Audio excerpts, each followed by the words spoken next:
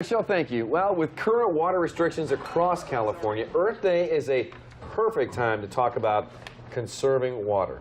This morning, we've got water expert Dan Theobald here with more on saving H2O.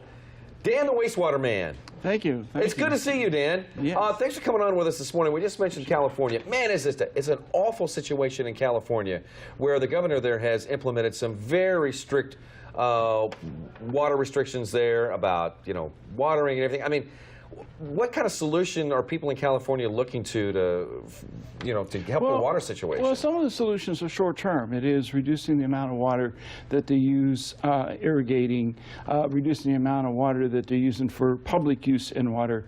There are also local initiatives. They're actually increasing water rates. The economy says that if you charge more, you will use less water. They're also asking everyone to actually use less water.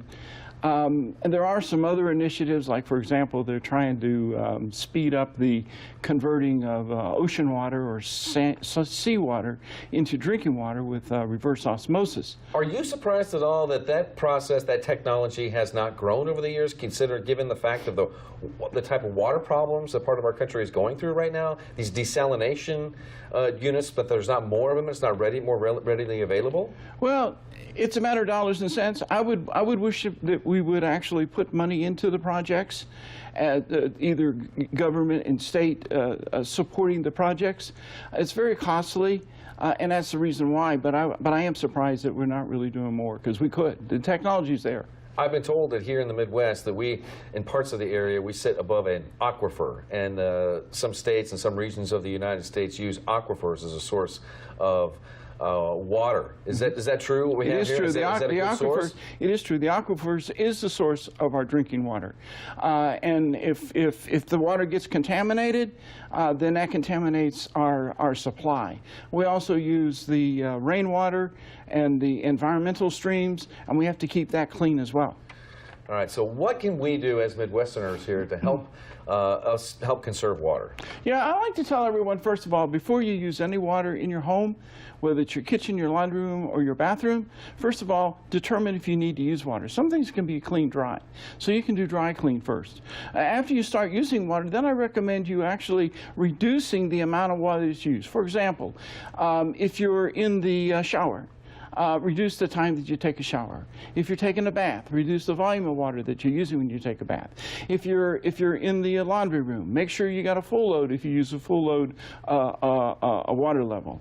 Dishwasher, use a full machine when you wash your clothes.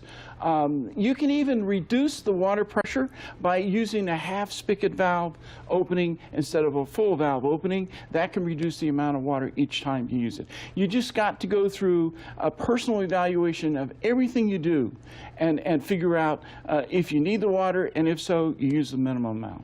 All right, the water that we do get, the quality of water that we do get. We mentioned earlier that you have an easy, quick, and simple way to test the water at home. Let's see, and you're testing our water here at Fox 4.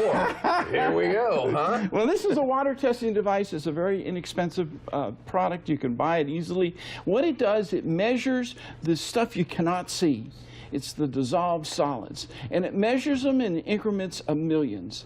In order for us to have clean drinking water, we got to have less than 500 parts per million, which is equal to 99.995%. Okay. So if we have less than 500 in both of these supplies, this being our tap water, this being our bottled water, it's safe. Okay. So let's just put this in. This top button here will start it. This will be your LED display. And this is measuring TDS, total dissolved solids. So you can put this in here. You can turn the thing on. And you put it in. How long will it take here to measure it here? Instantly? Instantly. You see, you got about 300 ppm here of total dissolved solids. It's under 500, so our drinking water, tap water here, is safe. I've always maintained that Kansas City, Missouri drinking water is pretty good. But let's try the bottled water, because a lot of people are concerned about bottled water.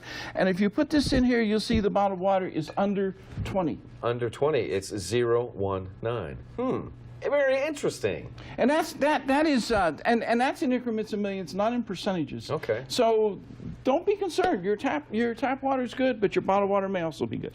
Well, it's great to have you on the show, Wastewater Dan. Thank you. Thanks for your Thank you. information. We appreciate it. Illuminating us on Earth Day. If you've got questions for Dan, or would like more information on conserving water, you can check out the wastewaterwizard.com or wastewaterdan.com. Check them out. Kim?